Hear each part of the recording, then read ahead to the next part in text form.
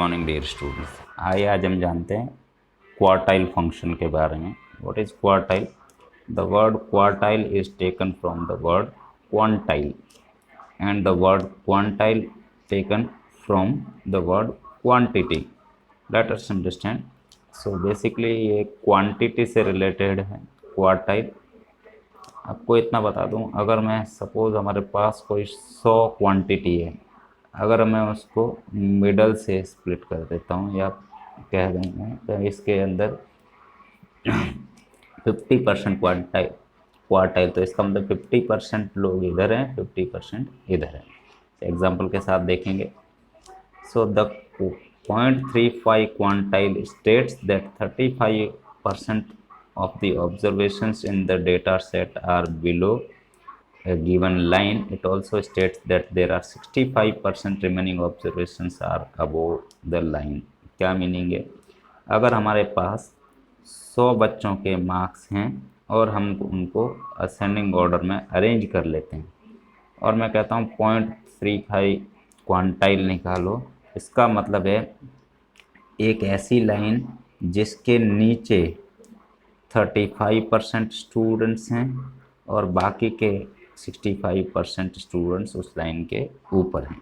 आपको ये पिक्चर में नीचे ऊपर दिखाई दे रहा है, आप इस लाइन को ऐसे ड्रॉ कीजिए। यानी 0.35 का मीनिंग है 0.35 इधर है और रिमेनिंग 65 इस साइड में है। तो होप आपको समझ। एक बार फिर से, अगर हमारे पास 100 स्टूडेंट्स के मार्क्स ऑर्डर में अरेंज हैं तो 0.35 का मतलब एक ऐसा पॉइंट जिससे इस तरफ 0.35 स्टूडेंट्स 35% स्टूडेंट्स हैं और उसके इस तरफ 65% स्टूडेंट्स हैं, अगर ये असेंडिंग ऑर्डर में अरेंज होते हैं। एग्जाम्पल के साथ हम देखेंगे। सो देखिए, व्हाट इज क्वार्टाइल?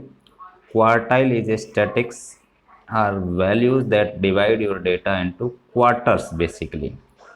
तो हमारे पास suppose we have a series of numbers from A to B. अगर हमारे पास एक सीरीज है नंबर्स की ए से B, then we divide it from the mid point. ये अगर सपोज मिड पॉइंट है सी, तो हम ये कहेंगे हमने इसको दो पार्ट में, दो इक्वल पार्ट में डिवाइड कर दिया है। ये हमारा सी जो है मिड पॉइंट हो अगर, तो हमने कहा हमने दो, यानी 50% लाइन का हिस्सा इधर है, 50% वैल्यूज इधर है, 50% इधर है। अब ये जो पार्ट था हमारा पॉइंट सी के इधर, हमको पता है 50% वैल्यूज इधर है और 50% वैल्यूज इधर है। अब हमने इस 50% को और दो पार्ट में डिवाइड कर दिया, तो 25% इधर है और 25% इधर है। इसी तरह 25% के ये दो हिस्से हो गए, यानी टोटल हमारे पास 4 पार्ट हो गए। ये first part 25%, second 5 part again 25%, यानी क्वांटिटी 2 तक जो है 50% है, यहाँ से यहाँ तक 75% है और यहाँ पे 100% है। ये 100% है और यहाँ पे हमारा 75% है और ये हमारा 50% है। तो मैं एक बार फिर से मार्क कर देता हूँ। ये हमारा 25% फर्स्ट क्वार्टर है, ये हमारा सेकंड फर्स्ट दो क्वार्टर यानी 50% है, ये 75% है और ये हमारा 100% है। Now we can see that series is divided into 4 equal parts. 4 equal parts में डिवाइड हो गया। सो फर्स्ट जो क्वार्टाइल होता है उसको हम 25 परसेंटाइल बोलते हैं। सेकंड जो क्वार्टाइल होता है उसको हम 50 परसेंटाइल बोलते हैं और थर्ड जो हमारा क्वार्टाइल होता है उसको हम 75th परसेंटाइल बोलते हैं। इस चीज़ को याद रखिएगा, ये आपको आगे काम आएगा। एग्जाम्पल के साथ देखेंगे हम। Suppose method to find the quartile. Let us take an example. Suppose we have numbers, हमारे पास ये नंबर हैं 1 3 4 7 8 8 9। ये टोटल हमारे पास 7 नंबर्स हैं।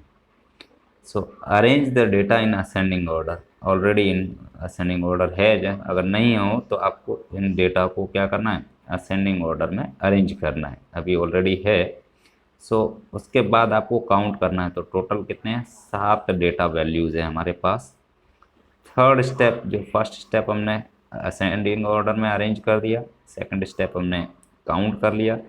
Third step find out the first quantile. First quantile कितना होता है हमको पता है, पिछली स्लाइड में देखा 25%, और या हम कह सकते हैं 0.25, 0.25 is called the 25th percentile. Percentile basically 100 पे कैलकुलेट होता है, सो हम इसको 25th परसेंटाइल बोलते हैं।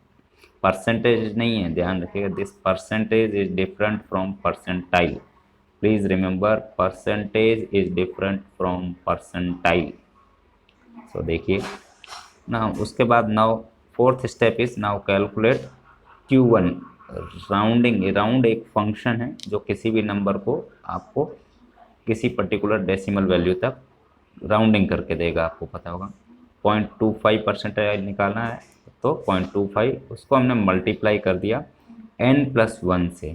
सो n हमारा यहाँ पे 7 है, 0.25% है, 7 हमारा टोटल नंबर ऑफ वैल्यूज है, उसमें 1 ऐड कर दिया। सो राउंड 2.58 इंटू मल्टीप्लाई, जो कि हमारा 2 आता है। 2 मीन्स द सेकंड ऑब्जर्वेशन, जो हमारी डेटा वैल्यू है उसमें सेकंड ऑब्जर्वेशन, सेकंड ऑब्जर्वेशन हमारा क्या है, 3 है। फर्स्ट सेकंड हमारा 3 है। तो इसका मीनिंग क्या है, इसका मीनिंग है calculate the second, so third second observation is 3, यानी हमारे 25% जो वैल्यू है सीरीज में, उसके इस तरफ 3 के इस तरफ 25% वैल्यू है और बाकी की 75% इस तरफ है। यही इसका मीनिंग है। होप आपको समझ में आया होगा, नहीं तो एक बार फिर से वीडियो पॉज करें, रिवाइंड करें और फिर से देखें।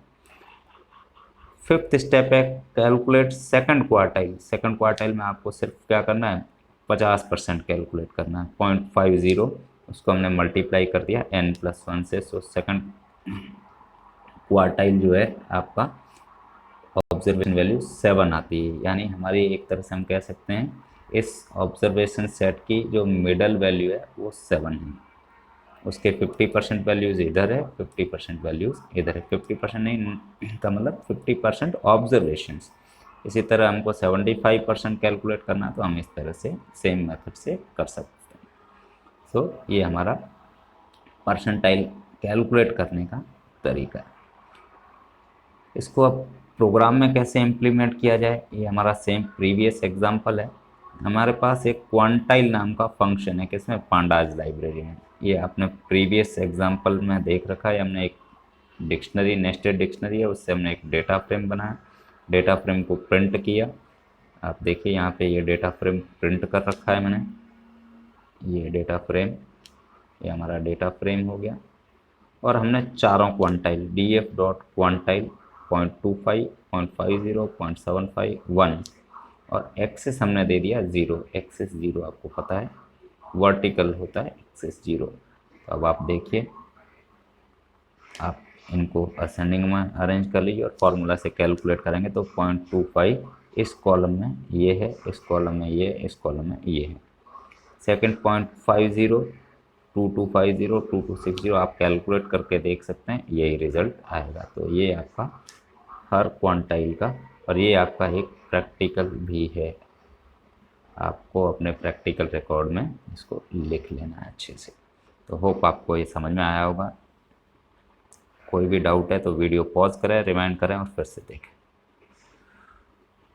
उसके बाद है हमारे पास वेरिएंस।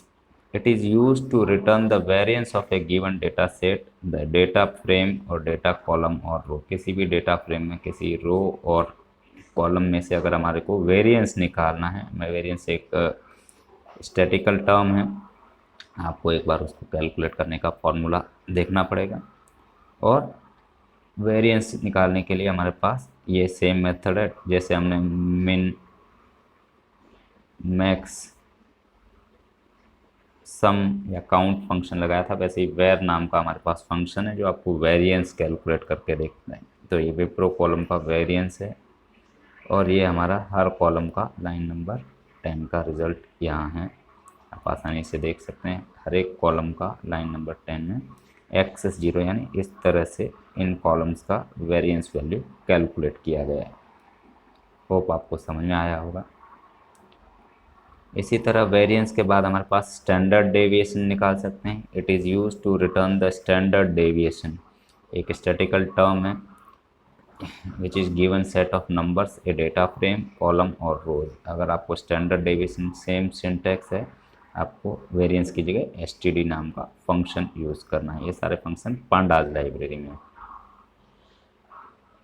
तो सेम आप देख लीजिए, यहाँ पे आपको स्टैंडर्ड डेविएशन वैल्यू कैलकुलेट करके दे देगा हर एक कॉलम की या रो की जो आपने एक्सेस लगाया। अगर आपको रो वाइज चाहिए, इस तरह इनका स्टैंडर्ड डेविएशन चाहिए, तो आपको एक्सेस इक्वल टू 1 लिखना पड़ेगा। तो होप आपको समझ में आया होगा। Thank you for watching this video. Thank you and have a nice day.